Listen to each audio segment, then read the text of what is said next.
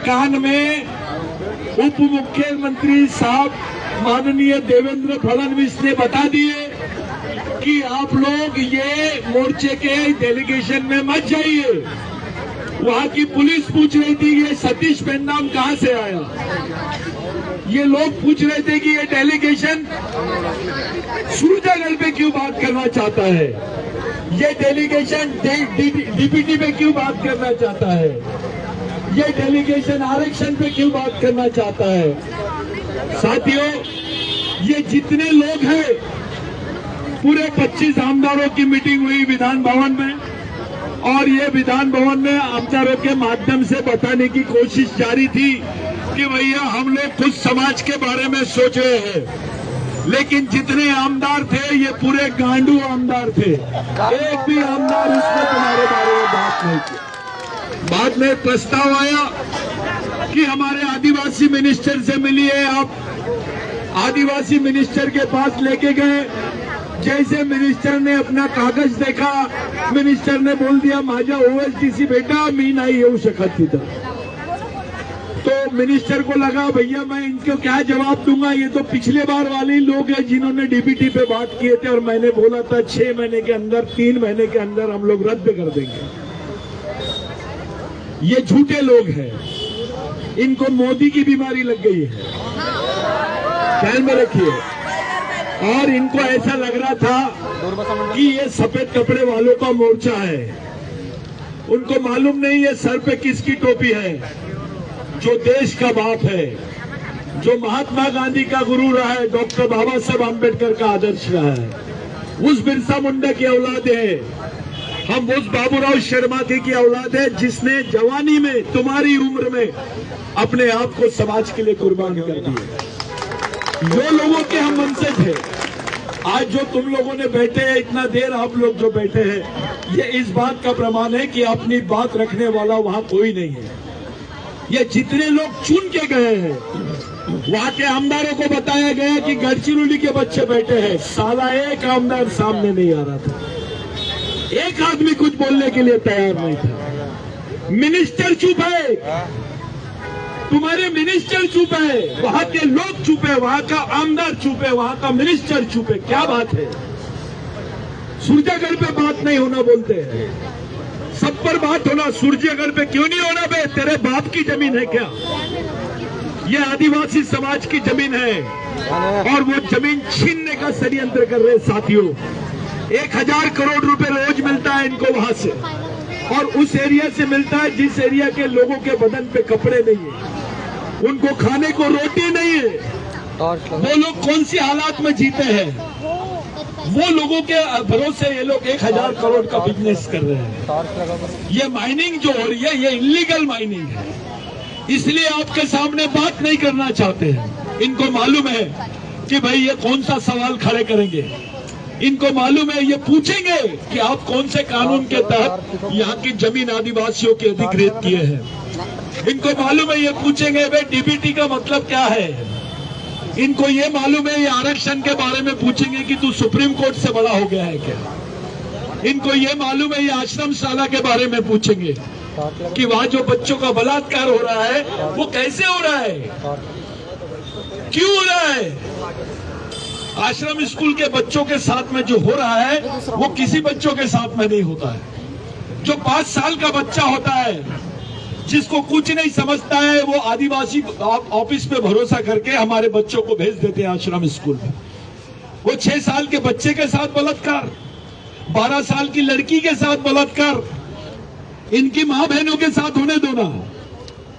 ये साले गांडू है, ये अपनी खून के नहीं है, ये आदिवासी हो नहीं सकते। जिनमें बोलने का दम नहीं है वो आदिवासी हो नहीं सकता है। ये लड़ाई अपने बिरसा ब्रिगेड के मिशन से पूरे देश में चालू है। इनको लग रहा है कि यहाँ पर बात कर लेंगे तो छूट जाएंगे। अबे जहां जाएंगे वहां मारेंगे तुमको। कौन सी सिक्योरिटी लगाओगे तुम? कम से कम आदिवासी आमदारों को तो क्षेत्रों में हम लोगों ने सामाजिक बहिष्कार करना चाहिए। जिनको मालूम है कि समाज का आने वाला भविष्य यहाँ रास्ते पे बैठा है, उनको शर्म नहीं आ रही है, फिर भी तो ही तुमसे कोई विजिट करने नहीं आया, हिम्मत नहीं है किसी में। इनमें हिम्मत इसलिए नहीं है साथियों क्योंकि ये पूरे झूठे लोग हैं, ये दलाल लोग हैं, ये हमारी दलाली कर रहे हैं।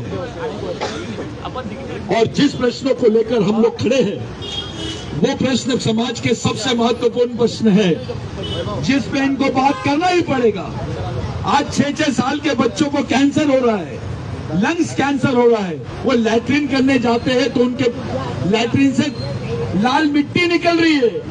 वहां पे जो खेती है 5-5 किलोमीटर तक की खेती लाल हो गई है, जानवर लाल हो गए हैं। तो भी गवर्नमेंट कुछ बात करना नहीं चाहता, कोई मीडिया छापना नहीं चाहता है।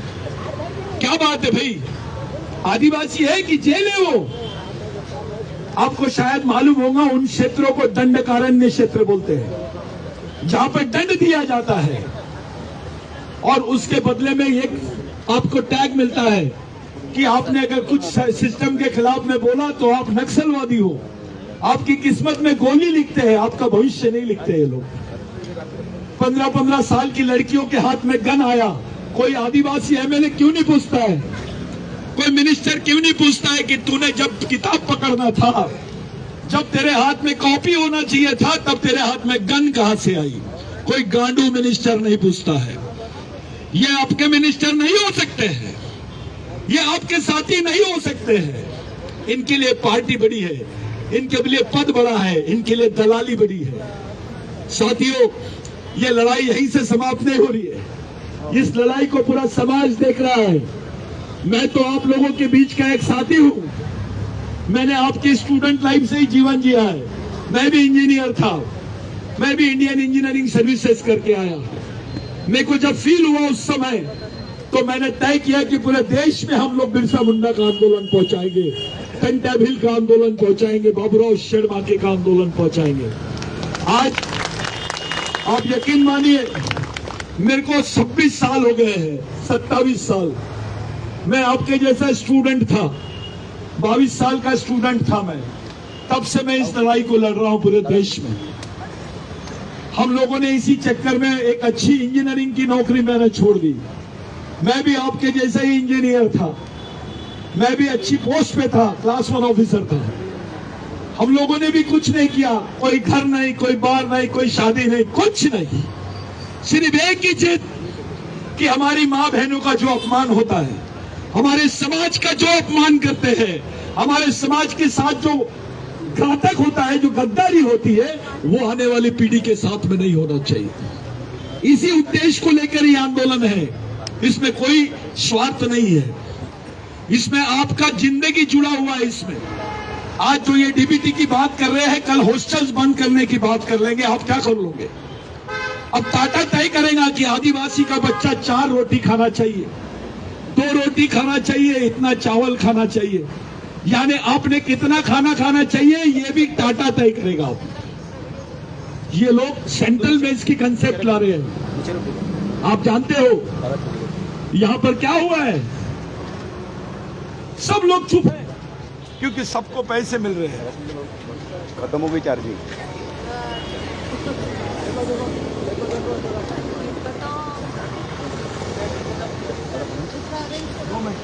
आप लोग हेलो, आप लोग एक अच्छे मूल को लेकर यहां पर खड़े हो, एक अच्छे उद्देश्य को लेकर खड़े हो। साथियों, जब मैं विधान भवन में जा रहा था, मुझे विपक्ष का नेता नाना पटोले मिले। वो बोले, यार सतीश पेन्नाम, तेरा नाम देखिए इन्होंने करके तेरे को अपॉइंटमेंट नहीं दे रहे, क्योंकि इनको लग रहा था कि मैं क्या पूछूंगा, ये आंडू पांडू हमको क्या समझाएंगे आदिवासियों के बारे में। हमने तो पूरी जिंदगी आदिवासियों के बारे में दी है, ये कौन से कायदे में बताएंगे हमको। हम तो चाह रहे हैं कि हाईकोर्ट का जज लाए और उनकी अध्यक्षता में वहां पे इंक्वायरी करे कि ग्राम सभा की मान्यता कैसे मिली। वहां की इंक्वायरी करे कि वहां के लोगों को क्या तकलीफ है, उनको लंग्स कैंसर हो रहा है क्या, उनको चेस्ट का प्रॉब्लम हो रहा है क्या, उनको टीबी हो रही है क्या। ये वहां के हाईकोर्ट जज के अध्यक्षता में ये काम करना चाहिए। अगर इनमें इतनी सच्चाई है, ये सही में आदिवासियों को इंसाफ देना चाहिए चाहते हैं, तो इनको बोलिए, मुख्यमंत्री को चाहिए कि वो आपके ऊपर एक डिसीजन दे कि आदिवासियों की जो समस्या है उसके ऊपर एक जुडिशियल इंक्वायरी बैठा दे, एक न्यायिक जांच कर ले कम से कम। अगर हमारी समस्या जायज नहीं है तो हमारा काम मत करो। अगर हमारी समस्या जायज है तो फिर इंक्वायरी करो, दूध का दूध पानी का पानी हो जाएगा। ये साथियों आपकी लड़ाई है, आप अकेले पड़ गए हो, आपके साथ कोई आना नहीं चाहता है। ये सिर्फ धनगर का मुद्दा उठा रहे हैं। अबे बोगस आदिवासी का मुद्दा है, एक ऐसा आदिवासी जो आदिवासी नहीं है और आपका सर्टिफिकेट लिया है, ऐसे आदमी को आप लोग बोगस आदिवासी बोलते हैं। लेकिन समाज में ऐसा आदिवासी भी है जो तुम्हारी वजह से आमदार बना है, जो तुम्हारी वजह से मिनिस्टर बना है, तुम्हारी वजह से कलेक्टर बना है, तुम्हारी वजह से बड़े पद पर है, और वो तुम्हारे ही बारे में नहीं सोचता है। ऐसे आदिवासी को क्या बोलेंगे? ऐसे आदिवासी को गद्दार आदिवासी बोलेंगे। जब तक के इन गद्दार आदिवासियों की समस्या का हल नहीं होगा, तब तक के बोगस आदिवासियों की समस्या का हल नहीं हो सकता। साथियों, भगवान बिरसा मुंडा ने बोला था,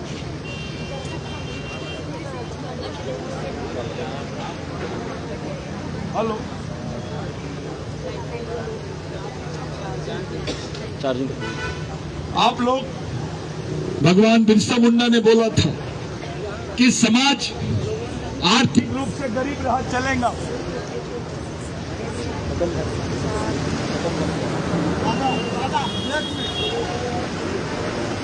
पानी दो।